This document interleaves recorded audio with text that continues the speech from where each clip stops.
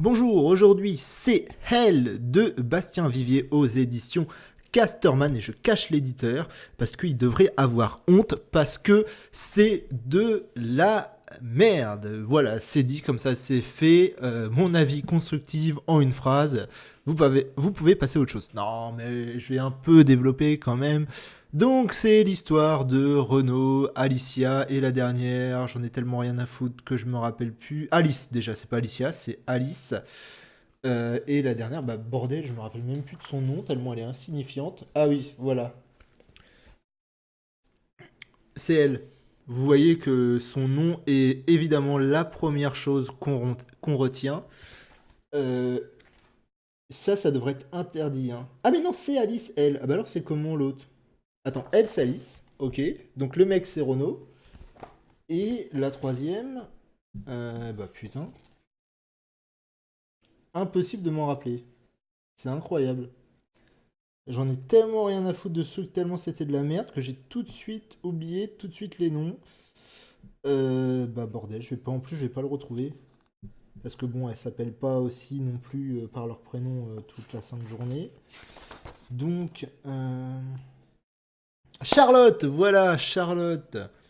Ok, donc on a Charlotte, Alice et Renaud en personnages principaux. Alors Charlotte, vous l'aurez deviné, c'est la grosse c'est la c'est la fille à gros seins un peu bête et naïf. C'est extraordinaire qu'elle soit pas blonde. Honnêtement, c'est un stéréotype sur pattes. C'est désolant. Charlotte, c'est la fille qui se fait remarquer par tous les garçons, qui est le centre d'intérêt de tous les garçons, blablabla. Et Renaud, c'est le paumé un peu bizarre. Et ces trois-là se rencontrent et vous connaissez la suite. C'est vu, revu, c'est des comédies romantiques de ce genre, il y en a à l'appel tous les soirs à la télé, tous les après-midi sur M6 et TF1, c'est de la merde en boîte. En plus, c'est mal dessiné. Enfin, c'est mal dessiné, non, c'est pas mal dessiné, c'est juste moche, quoi. C'est moche. C'est moche du début à la fin. Le scénario, il n'y a que dalle. Donc, hein, je vous fais pas l'affront de vous dire que... enfin, non, je vous fais pas l'affront de sous-entendre que vous n'avez pas deviné, hein, mais c'est évidemment Charlotte et Renaud sont ensemble à la fin. Bref, c'est débile, c'est... enfin, c'est pas débile, mais si, l'histoire est débile, je crois. Il n'y a rien d'intéressant. C'est un stéréotype sur place, sur patte. L'histoire, c'est nul du début, du milieu à la fin. Je comprends pas comment les éditeurs ont pu éditer celle-ci. Je veux dire, il n'y a rien à sauver. Les dessins sont même pas jolis, quoi. C'est moche. C'est moche. C'est moche, le scénario est nul, les personnages sont des stéréotypes. C'est. C'est pas possible, quoi. C'est pas possible. Je pensais pas en 2017, non, je suis pas sûr qu'il soit édité en 2017, quand même. Sauvez-moi, dites-moi que c'est un truc des années 2000.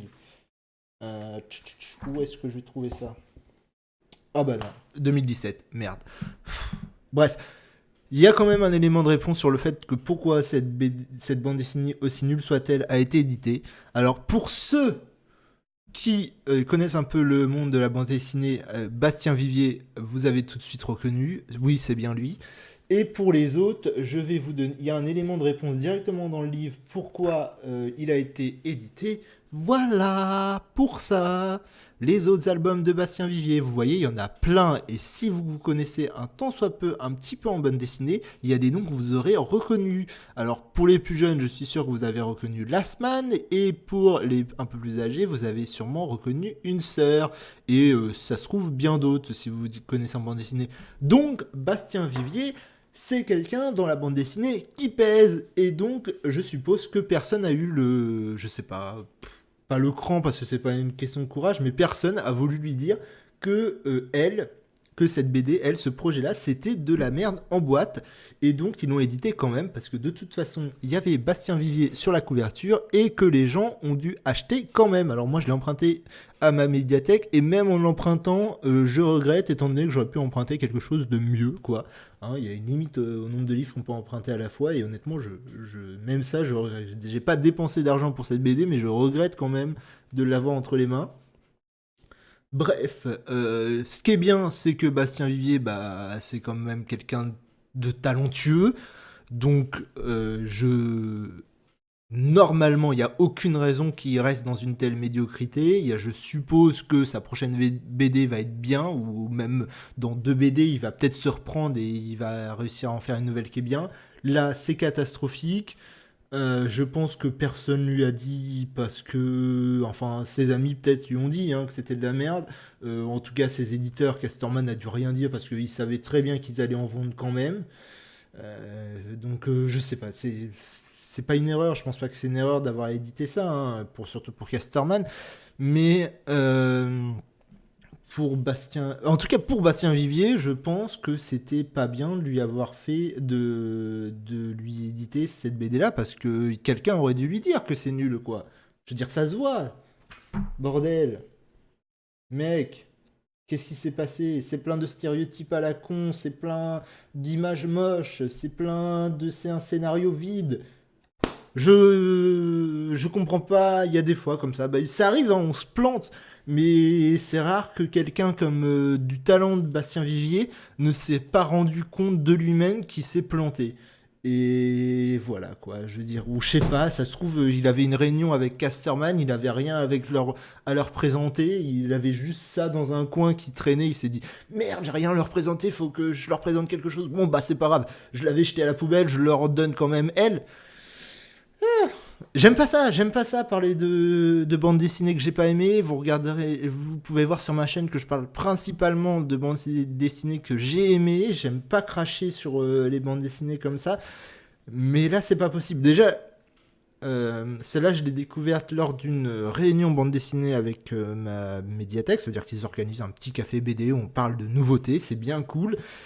Et la bibliothécaire qui l'a présenté, pareil, disait qu'elle avait pas aimé et que elle avait pensé que ça se trouve, qu'elle avait raté un truc dans la BD, qui lui manquait une clé de compréhension.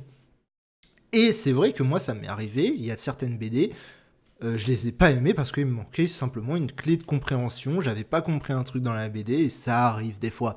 Mais là, non. Je rassure tout le monde, si vous trouvez que c'est de la merde, c'est parce que c'est de la merde. C'était stéréotypé à mort, il n'y a rien à sauver. Et là, je m'étends sur cette BD. Non, bon, j'arrête tout de suite, ça sert à rien, elle en vaut pas la peine.